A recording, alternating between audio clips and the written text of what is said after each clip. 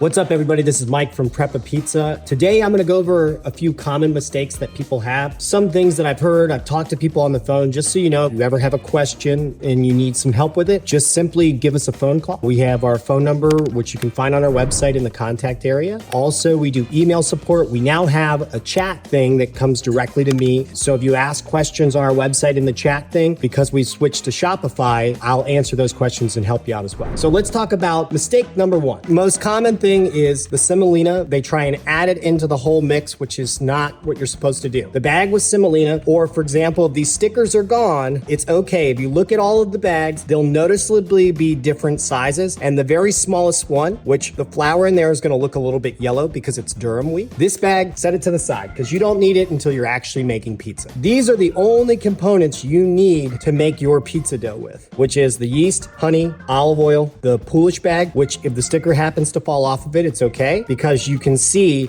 it's noticeably smaller than the other bag. There's less in this bag than there is in this bag. This mix bag here has everything else in it. So it has flour, it has salt, and it also has diastatic malt powder inside of it. So all of those other ingredients are not separated out. They're actually inside of this mix here for you. The next step that I see that people commonly have an issue with is when they're making the Polish, they utilize the larger of the two bags to make the Polish with instead of the smaller of the two bags. You know, you got two bags that are noticeably kind of the same, but one has less in it, which that's the Polish bag. That's the smaller of the two. So you really just want to double check and make sure the larger bag goes kind of to the last step. It doesn't mean that you've ruined everything, but you're just going to be making a direct dough recipe at that particular point in time. And so what you're going to do in that case is you're going to add everything in together, including the remaining water, and you're going to mix all of the dough into one big bulk. And you're going to make a direct dough recipe. And we'll talk about that in another video,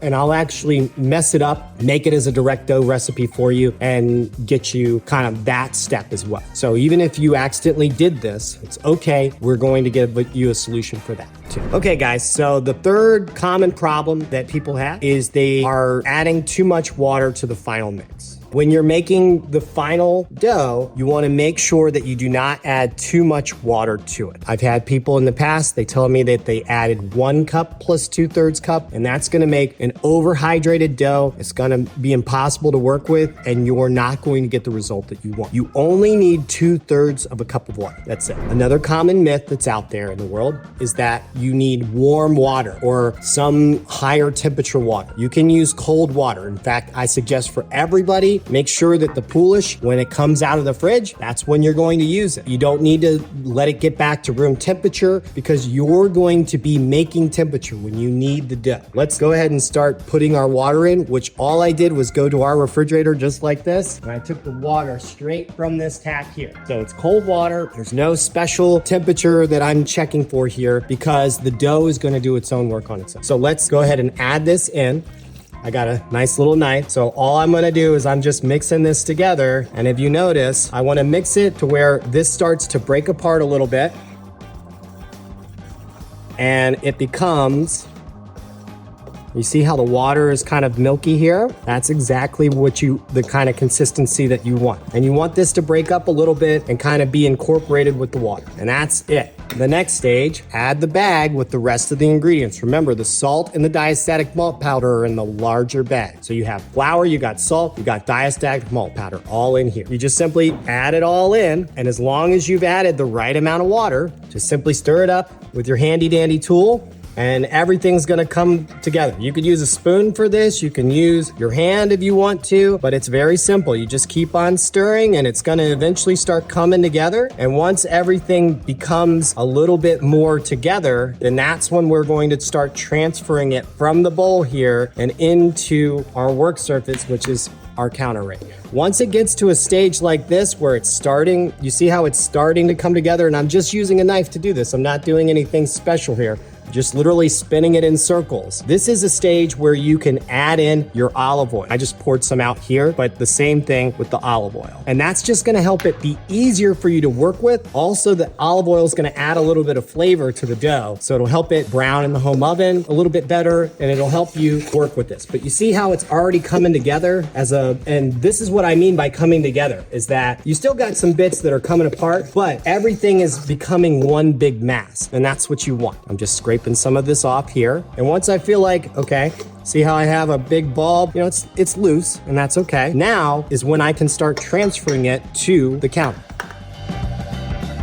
And if you want to get something and scrape all of this out, by all means, you know, you could take a spatula, and I'm gonna start scraping all these bits out, trying to get as much as I can together in here, you know, but it doesn't have to be 100%. It's okay. You're still gonna come out with just a fine bit. But also making sure that everything is cold when you start makes it a heck of a lot easier to work with. So if it wasn't cold before it started and it was hot, well, now you're super activating the yeast, and in which case it's gonna start eating faster and it's gonna be harder to work with. You're gonna get frustrated in stretching this. And if you look at this, I can touch that right now. You see how my hand is clean? That's because it's cold. If I can touch it now and my hand is clean, then that's a good sign. We've got most of this out of here. You can take it and push and press. Take it, push and press. Take it, push and press. And you're just gonna keep doing this until you get everything incorporated together. I wanna show you guys something, and this is still an okay point. There's two schools of thought here. You can keep kneading this and eventually it's gonna start to come smooth. And I did that in the first video where I kneaded it a lot and basically it became smooth. Now we're gonna do an easier trick. Once everything is together and you've built up a little bit of gluten. Now look at it. You see how it's still kind of super shaggy and it's not really something that's coming together and it's sticking to my hands a little bit. That's okay. But it's all together in one piece. You see how I can't throw it apart. So it's all one piece. Now you can just simply let it sit covered. And that's it. That took all of a couple of minutes to do. We're gonna let this rest for an hour, and then I'm gonna come back and I'm gonna show you how easy this is to get to one smooth ball. We've let this sit for maybe about an hour or so. And you see, it's kind of starting to develop on its own, and it's building out from the ball that I had it in earlier, which is a good thing. If you notice, it's still a little bit sticky, and that's okay. We're gonna wet our hands. That way they're nice and not sticky. And you wanna just simply scoop your hands under, pick it up.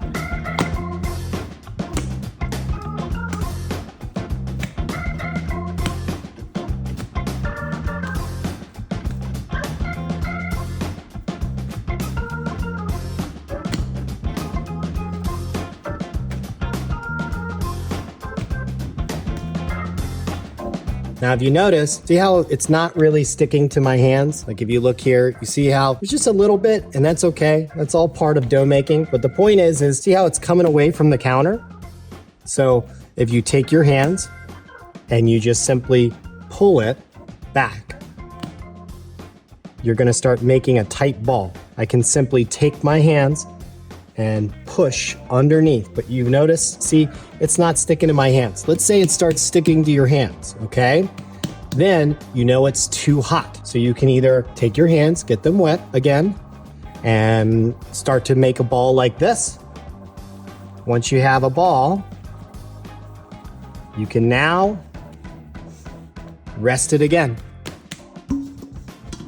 We'll rest it again for another 20, 30 minutes, and then we can ball it up. Now, let's talk again about this. Let's say this was sticky, where I can't take my finger. See how this finger's clean? So if I take my finger and I can't touch it and it's too sticky for me, I wanna take the whole thing, regardless of how sticky it is. I wanna put it back into my bowl, cover it up, put it in the fridge, let it get cold again. Cold dough is easier to work with than hot dough. But if you notice, see how it's starting to come together and flatten out?